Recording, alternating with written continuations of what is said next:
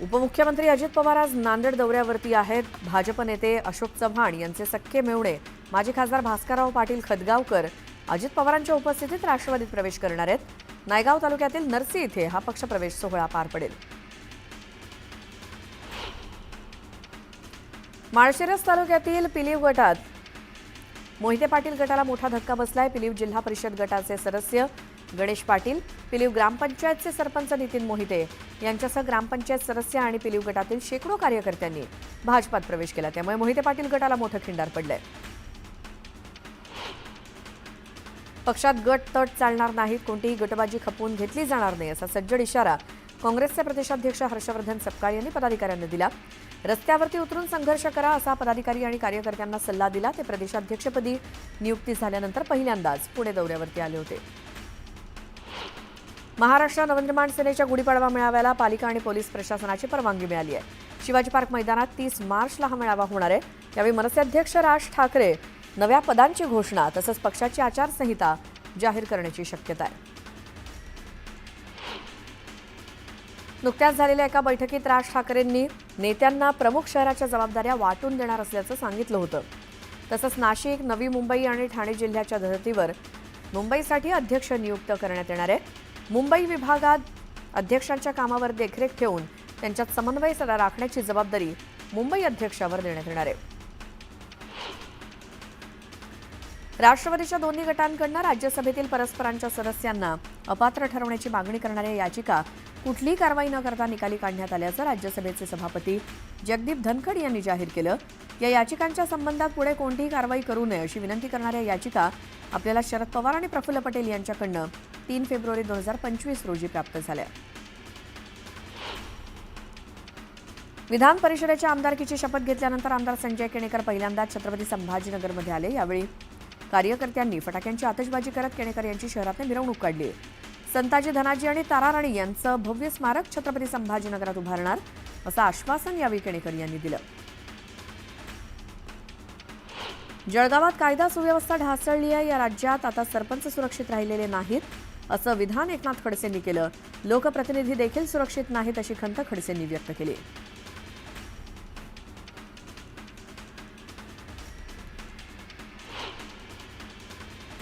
एक मोठी बातमी बघूयात। राज्याचे मुख्यमंत्री देवेंद्र फडणवीस आज नाशिक दौऱ्यावरती आहेत। नाशिकमध्ये होणाऱ्या आगामी सिंहस्थ कुंभमेळ्याच्या तयारी संदर्भात ते आढावा बैठक घेणार असल्याची माहिती मिळाली आहे। या दौऱ्याच्या वेळी ते काही ठिकाणांना भेटी देणार आहेत। राज्याच्या मुख्यमंत्रीपदाची सूत्र हाती घेतल्यानंतर देवेंद्र फडणवीस पहिल्यांदाच नाशिकमध्ये सिंहस्थ तयारीचा आढावा घेणार आहेत।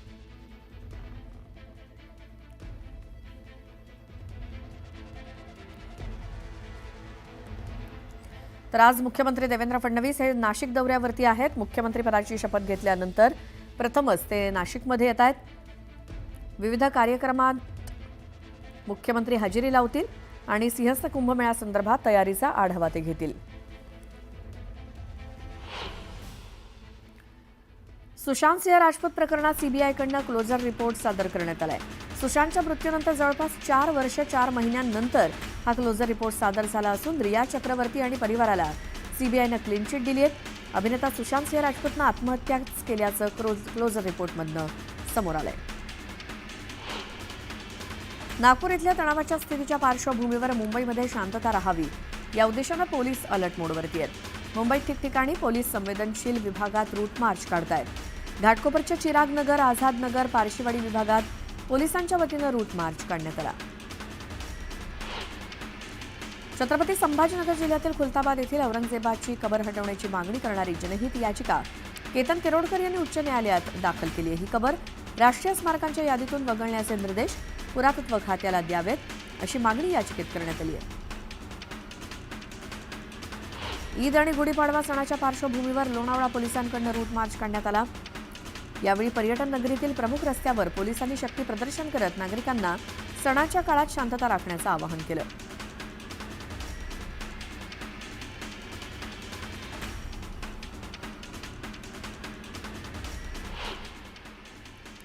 यानंतर एक मोठी बातमी आहे। राज्याचे मुख्यमंत्री देवेंद्र फडणवीस आज नाशिक दौऱ्यावरती आहेत। नाशिकमध्ये होणाऱ्या आगामी सिंहस्थ कुंभमेळ्याच्या तयारी संदर्भात ते आढावा बैठक घेणार असल्याची माहिती मिळते। या दौऱ्याच्या वेळी ते काही ठिकाणांना भेटी देणार आहेत। राज्याच्या मुख्यमंत्रीपदाची सूत्र हाती घेतल्यानंतर देवेंद्र फडणवीस पहिल्यांदाच नाशिकमध्ये सिंहस्थ तयारीचा आढावा घेणार आहेत.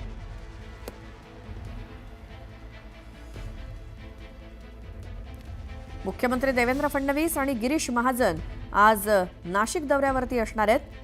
सिंहस्थ कुंभमेळ्यासंदर्भात आढावा बैठक घेण्याची शक्यता आहे. त्याचसोबत इतरही काही कार्यक्रमांना मुख्यमंत्री हजेरी लावतील. नाशिकमध्ये आढावा बैठक मुख्यमंत्र्यांच्या अध्यक्षतेखाली होणार आहे. सिंहस्थ कुंभमेळ्यासंदर्भात आणि विविध कार्यक्रमांचा देखील सीएम आढावा घेतील. कार्यक्रमांना उपस्थिती लावली. गिरीश महाजन त्यांच्या सोबत असतील. मुख्यमंत्रीपदाची राज्यातली सूत्र हाती घेतल्यानंतर प्रथमच मुख्यमंत्री देवेंद्र फडणवीस हे नाशिकमध्ये येत आहेत आणि ते आता नाशिकसाठी रवाना झाल्याची मोठी बातमी समोर येते. मुख्यमंत्री देवेंद्र फडणवीस नाशिक दौऱ्यासाठी रवाना झालेले आहेत. त्यांच्यासोबत गिरीश महाजन असतील. ही दृश्य आपण बघतोय. मुख्यमंत्र्यांच्या गाड्यांचा ताफा ते नाशिकसाठी रवाना झालेत. नाशिकमध्ये काही कार्यक्रमांना ते उपस्थिती लावतील. त्यांच्यासोबत गिरीश महाजन असणार आहेत नाशिक दौऱ्यावर. सिंहस्थ कुंभमेळ्यासंदर्भात एक आढावा बैठक सुद्धा होण्याची शक्यता आहे. अशा सगळ्या कार्यक्रमांना मुख्यमंत्री देवेंद्र फडणवीस आज नाशिकमध्ये हजेरी लावतील. तत्पूर्वी त्यांच्या गाड्यांचा ताफा हा नाशिकच्या दिशेनं रवाना होतानाची ही दृश्य आहेत. थोड्याच वेळात ते नाशिकमध्ये पोहोचतील आणि त्यांच्या दौऱ्याला सुरुवात होईल. त्यांच्यासोबत मंत्री गिरीश महाजन सुद्धा असतील.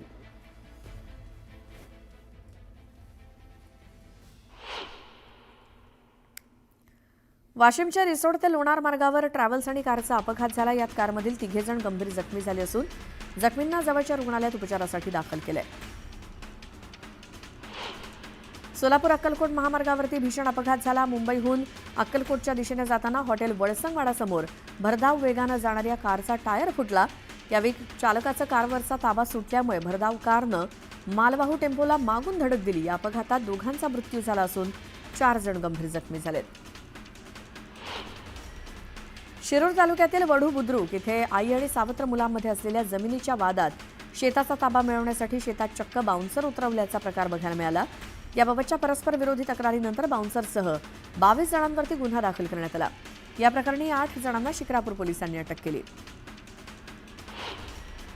केंद्र सरकारनं कांद्यावरील 20% निर्यात शुल्क रद्द करण्याचा निर्णय घेतला. 1 एप्रिलपासून कांद्यावरती कोणतीही निर्यात शुल्क कोणतंही आकारलं जाणार नाही. केंद्र सरकारच्या या निर्णयामुळे शेतकऱ्यांना मोठा दिलासा मिळाला आहे. केंद्र सरकारच्या निर्णयाचं मुख्यमंत्र्यांनी स्वागत करत पंतप्रधान मोदी आणि गृहमंत्री अमित शहांचे आभार मानले. लासलगाव आणि पिंपळगाव इथून मोठ्या प्रमाणात कांद्याची आवक होत असून या निर्णयामुळे महाराष्ट्रातील कांदा उत्पादकांना मोठा दिलासा मिळणार आहे असं म्हणत फडणवीसांनी कांदा निर्यात शुल्क हटवल्याच्या निर्णयाचं स्वागत केलं. राज्यातील कांदा उत्पादकांना दिलासा देणारा निर्णय असल्याचं म्हणत उपमुख्यमंत्री एकनाथ शिंदेंनी पंतप्रधान नरेंद्र मोदींचा सहकार मंत्री अमित शहा आणि कृषी मंत्री शिवराज सिंह चौहान यांचे आभार मानले. आता कांद्याला चांगला भाव मिळेल असा विश्वास शिंदेंनी व्यक्त केला. कांदा निर्यात शुल्क हटवल्यामुळे खासदार अमोल कोल्हेंनी केंद्र सरकारचे आभार मानले. आम्ही संसदेत वारंवार मागणी केली. आता यापुढे केंद्र सरकारचं धोरण कांदा उत्पादक शेतकऱ्यांच्या बाजूने राहील असं अमोल कोल्हे म्हणाले. केंद्र सरकारच्या निर्णयाचं खासदार निलेश लंकेंनी स्वागत केलं. कांद्यावरील निर्यात शुल्क हटवण्याच्या मागणीसाठी अनेक वेळा आंदोलनं केली. उशिरा का होईना सरकारला जाग आली अशी प्रतिक्रिया निलेश लंकेंनी दिली. कांद्यावरील निर्यात शुल्क हटवावं ही अनेक दिवसांची मागणी आज पूर्ण झाली. आता कांद्याची निर्यात वाढवून शेतकऱ्यांच्या कांद्याला योग्य भाव मिळेल. हमी भाव मिळण्यासाठी कांदा निर्यातीला प्रोत्साहन द्यावं असं आवाहन खासदार भास्कर भगरेंनी केलं.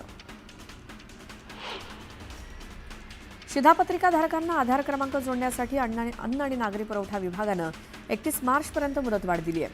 ग्रामीण भागामध्ये अजूनही लाखो शिधापत्रिकाधारकांना आधार क्रमांक जोडण्यासाठी मोठं दिव्य पार करावं लागतं. आधार कार्ड धारकाचा फोटो जुना असल्यामुळे केवायसी करत असताना अनेक अडथळे येत आहेत. शेतकऱ्यांच्या मदतीला मावळ कृषी विभाग धावून आलाय. प्रधानमंत्री कुसुम सोलार योजनेअंतर्गत सौर ऊर्जा पंप शेतकऱ्यांच्या शेतात बसवण्यात आला. त्यामुळे शेतीसाठी महावितरणच्या विजेवरती अवलंबून राहण्याची गरज राहिलेली नाही. तब्बल 4 ते 5 वर्षांनी नाशिक जिल्ह्यातील द्राक्ष उत्पादकांना अच्छे दिन आलेत. उत्तर भारतातून वाढलेली मागणी आणि सप्टेंबर महिन्यातील परतीच्या पावसामुळे द्राक्ष उत्पादनात झालेली घट, त्यामुळे द्राक्षांना किलोला 50 ते 80 रुपयांपर्यंत विक्रमी दर मिळतोय. उत्पादकांची FRP एक रकमी देण्याचा कायदा आणि त्यासंदर्भात न्यायालयानं दिलेल्या आदेशामुळे साखर उद्योगापुढे नवं संकट उभं राहिलंय.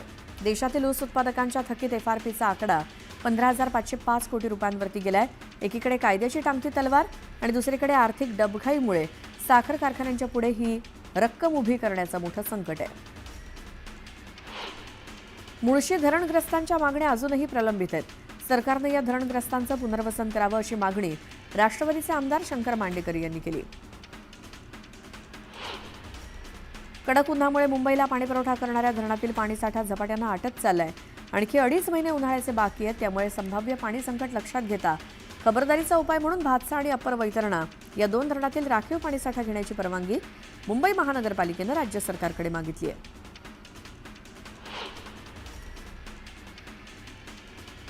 पुण्यातील अनेक भागातील पाणीपुरवठा आज विस्कळीत होण्याची शक्यता आहे. वारजे येथे मुख्य जलवाहिनी फुटल्यामुळे या जलवाहिनीचं काम करण्यात येणार आहे. त्यामुळे शहरालगतच्या अनेक ठिकाणचा पाणीपुरवठा विस्कळीत होणार आहे. राज्यामध्ये उन्हाची तीव्रता वाढली आहे. उष्णतेशी निगडीत आजारांचा धोका सुद्धा वाढू लागलाय. राज्यात उष्माघाताच्या रुग्णसंख्येत वाढ सुरू असून आतापर्यंत 21 रुग्णांची नोंद झाली आहे. सर्वाधिक रुग्ण गडचिरोलीमध्ये आहेत. या पार्श्वभूमीवर सार्वजनिक आरोग्य विभागानं नागरिकांना खबरदारीचा इशारा दिलाय. सागरी किनारा प्रकल्प अर्थात कोस्टल रोड हा मुंबई महापालिकेसाठी येत्या काळात खर्चिक ठरणार आहे. या प्रकल्पाच्या देखभालीसाठी पालिकेला वार्षिक 200 कोटींचा खर्च येणार आहे. कोस्टल रोडवरती वाहतूक नियमांची अंमलबजावणी करण्यासाठी मुंबई महानगरपालिकेकडून कॅमेरे बसवले जात आहेत. हे कॅमेरे मे 2025 पर्यंत कार्यान्वित होणार असल्याची माहिती उपमुख्यमंत्री एकनाथ शिंदे यांनी अर्थसंकल्पीय अधिवेशनात दिली. मध्य हार्बर आणि पश्चिम मार्गावरील विविध अभियांत्रिकी आणि देखभालीच्या कामांसाठी आज 3ही मार्गांवरती मेगा ब्लॉक घेतला जाणार आहे.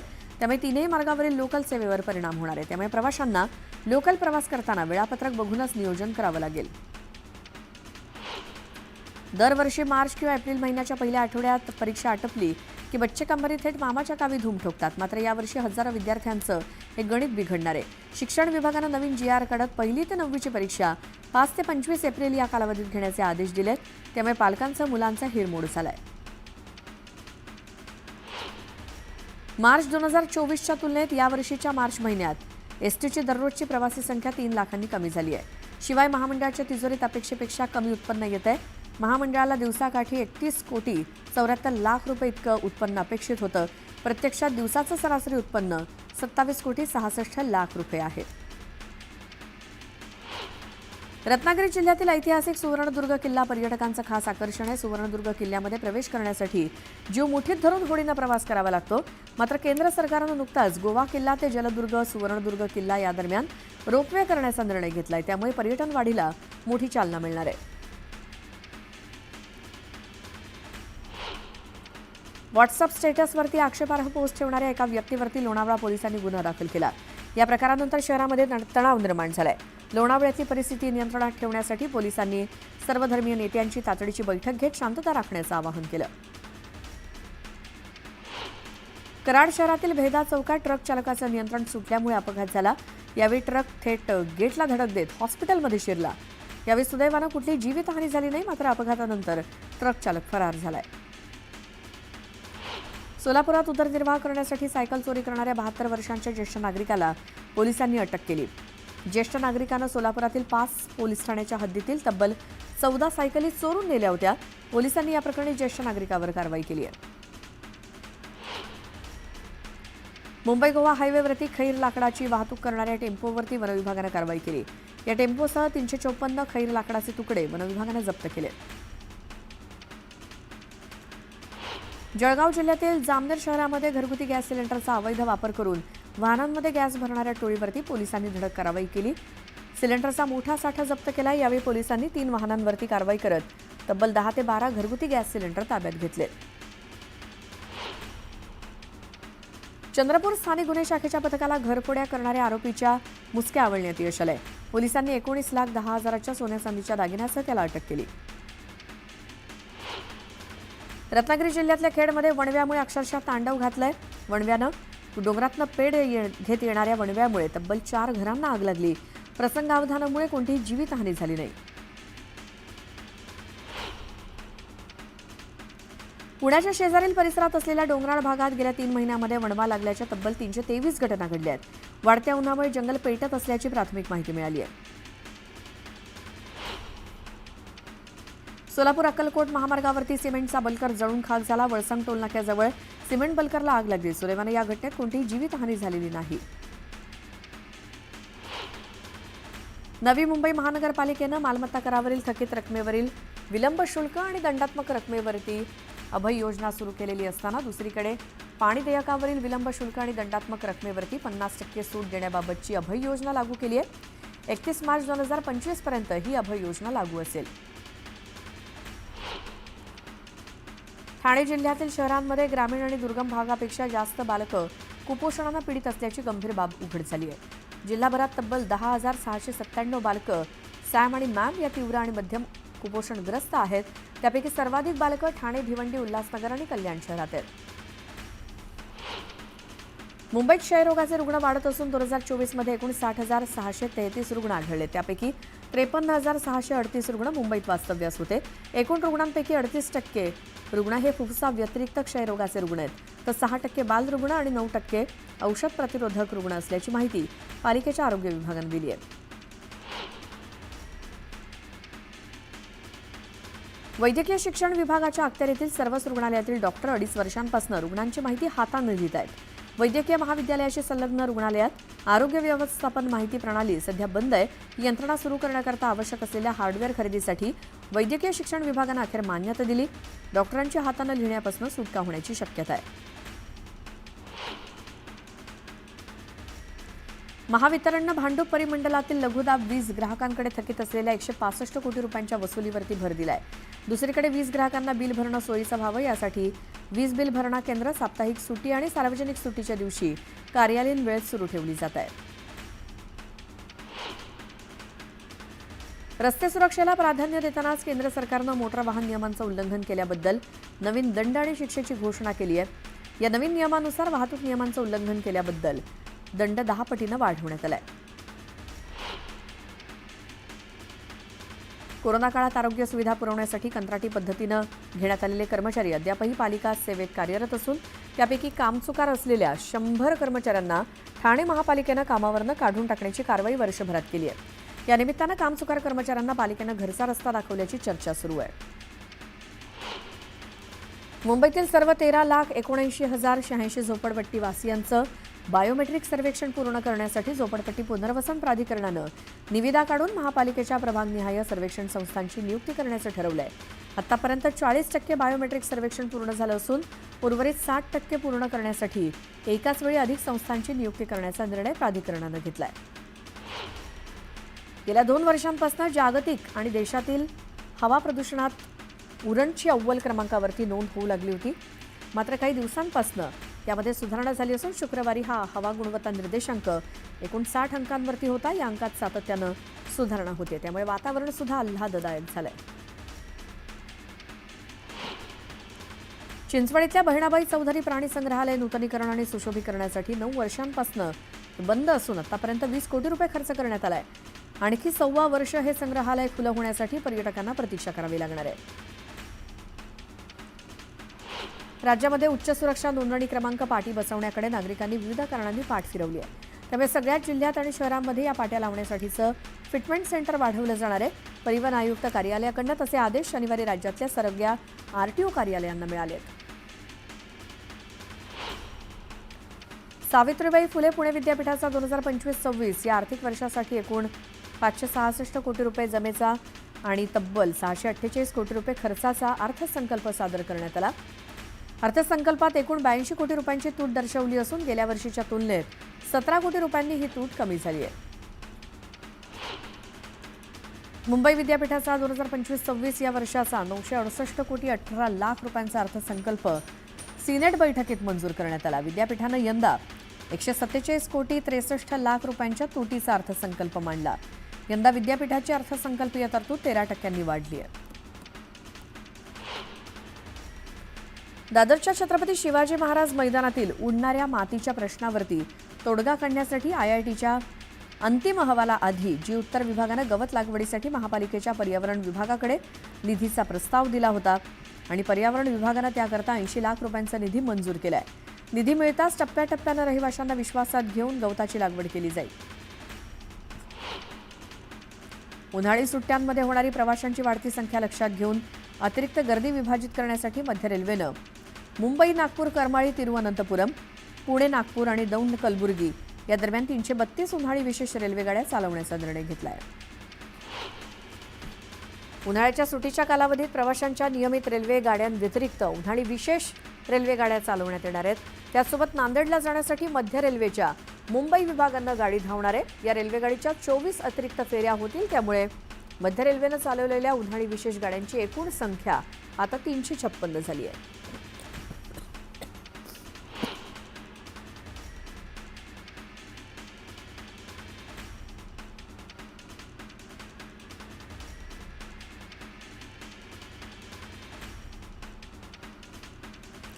राज्यामध्ये वाहन विक्रीसाठी आवश्यक असलेले व्यवसाय प्रमाणपत्र नसलेल्या वाहन वितरक आणि उत्पादकांवरती कारवाई करण्यास राज्य परिवहन विभागानं सुरुवात केली आहे. त्यानुसार मुंबईतील मुंबई सेंट्रल, वडाळा, अंधेरी, बोरिवली आणि पुणे या कार्यालयाच्या कार्यक्षेत्रात विशेष तपासणी मोहीम राबवण्यात आली होती. त्यानुसार व्यवसाय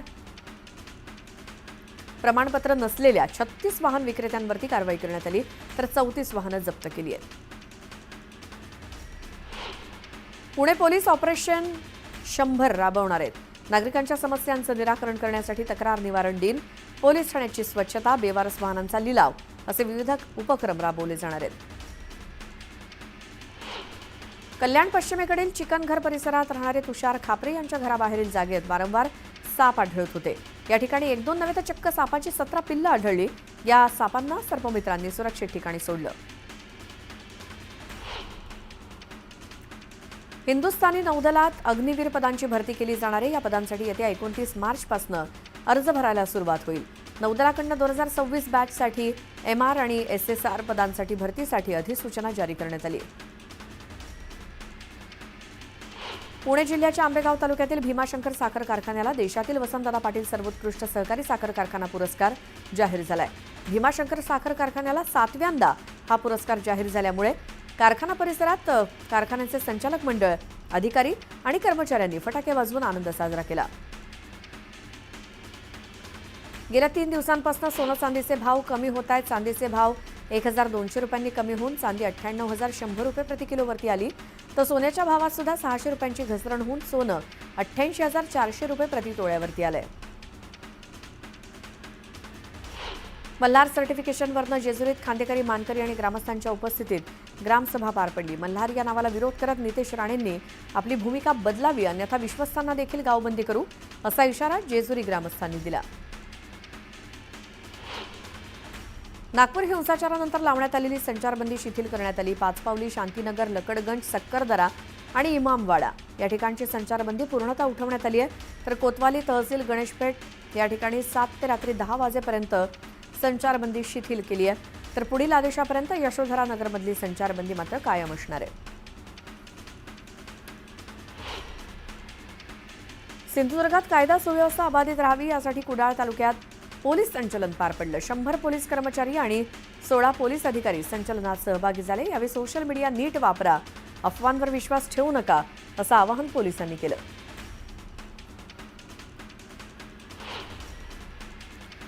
पुणे शहरामध्ये पुन्हा अंमली पदार्थांचा साठा जप्त करण्यात आला. पुणे शहराच्या मध्यवर्ती भागातनं पोलिसांनी 60 किलो गांजा जप्त केला. कर वसुली अधिक प्रभावी करण्यासाठी पुणे महापालिकेनं महिलांची 7 विशेष दामिनी पथकं स्थापन केली. प्रत्येक पथकात एक प्रमुख आणि 5 महिला अधिकारी कार्यरत आहेत. या योजनेला नागरिकांचा चांगला प्रतिसाद मिळत असून पालिकेच्या महसुलात वाढ व्हायला मदत होणार आहे. वाशिमच्या कृषी उत्पन्न बाजार समितीमध्ये हळदीच्या दरात प्रति क्विंटल 2,700 रुपयांची वाढ झाली. हळदीला प्रति क्विंटल 13,000 रुपये इतका दर मिळतोय. त्यामुळे शेतकऱ्यांमध्ये आनंदाचं वातावरण आहे. पालघरच्या वैतरणा नदीपात्रात अवैध वाळू उपसा करणाऱ्यांवरती महसूल विभागानं कारवाई केली. वाळू माफियांकडून सक्शन पंप जप्त करण्यात आले, तर लाख रुपयांचा वाळू साठा नष्ट करण्यात आला. वाशिममध्ये अनिकेत सादुडे या 14 वर्षीय मुलाचं अपहरण करून त्याची हत्या करण्यात आली. या प्रकरणी प्रणय पद्मने आणि शुभम इंगळे या दोन्ही आरोपींना कोर्टानं 8 दिवसांची पोलीस कोठडी सुनावली. कोल्हापूरच्या ज्योतिबा डोंगर इथल्या 12 एप्रिल रोजी होणाऱ्या चैत्र यात्रेनिमित्तानं प्रशासन आणि सासनकाठी धारक यांच्यात बैठक झाली. ज्या सासनकाठ्या अडथळा निर्माण करतील त्या सासनकाठी धारकांचा जागेवरतीच परवाना रद्द करण्याचा निर्णय झाला. शनिवारी प्रशासन आणि सासनकाठी धारकांची बैठक ज्योतिबा डोंगरावर झाली. सांगलीच्या मिरजेमध्ये हिंदू मुस्लिम युवा मंच आणि जनसुराज्य शक्ती पक्षाच्या वतीनं इफ्तार पार्टीचं आयोजन करण्यात आलं. या प्रसंगी सांगलीचे जिल्हाधिकारी अशोक काकडे, आमदार इद्रिस नायकवडी उपस्थित होते. क्रांतीवीर नागनाथ अण्णा नायकवडी यांचा 13वा स्मृतिदिन सांगलीच्या वाळवा इथे साजरा करण्यात आला. या निमित्तानं जाहीर सभेचं आयोजन करण्यात आलं होतं. राज्याचे आरोग्यमंत्री प्रकाश आंबेडकर यांच्या उपस्थितीत ही अभिवादन सभा पार पडली. जळगावच्या अमळनेर तालुक्यातील मारवड इथे कबड्डी स्पर्धेचं आयोजन करण्यात आलं. या स्पर्धेत माजी मंत्री अनिल पाटलांनी कबड्डी खेळण्याचा आनंद लुटला. कथक नृत्याचा प्रचार आणि प्रसार व्हावा या उद्देशानं सांगलीमध्ये कथक नृत्याविष्कार कार्यक्रम पार पडला. जागतिक कीर्तीच्या कथक नृत्यांगना निधी प्रभू यांनी या निमित्तानं आपली कथक नृत्यकला सादर केली.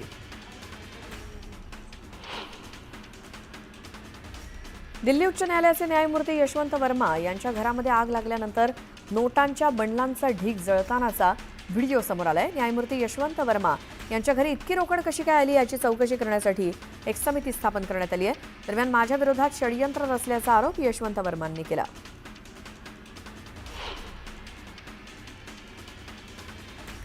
दिल्ली उच्च न्यायालयाचे न्यायाधीश यशवंत वर्मा प्रकरणात सरन्यायाधीश संजीव खन्नांकडनं उच्चस्तरीय समिती नियुक्त करण्यात आली. आता त्रिसदस्यीय समिती यशवंत वर्मा प्रकरणाची चौकशी करणार आहे. दिल्लीच्या द्वारकामध्ये पोलिसांनी जठेडी गँगच्या शूटरला अटक केली. यावेळी पोलीस आणि गुंडांमध्ये झालेल्या चकमकीत 2 गुंड जखमी झाले. पंजाबमध्ये पुन्हा HRTCच्या बसेसवरती हल्ला करण्यात आला. यानंतर हिमाचल प्रदेश सरकारनं मोठा निर्णय घेतलाय. सुरक्षिततेच्या दृष्टीनं पंजाबमध्ये 600 बसेस थांबणार नाहीत असा निर्णय झालाय. झारखंडच्या चाईबासामध्ये माओवाद्यांनी घडवून आणलेल्या IED ब्लास्टमध्ये CRPFच्या एका अधिकाऱ्यासह 2 मृत्यू झाला. या ब्लास्ट प्रकरणी अधिक तपास सुरू आहे.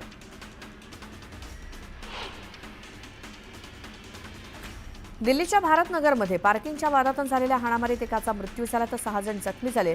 स्कूटर पार्किंगवरनं झालेल्या वादातनं ही हाणामारी झाली.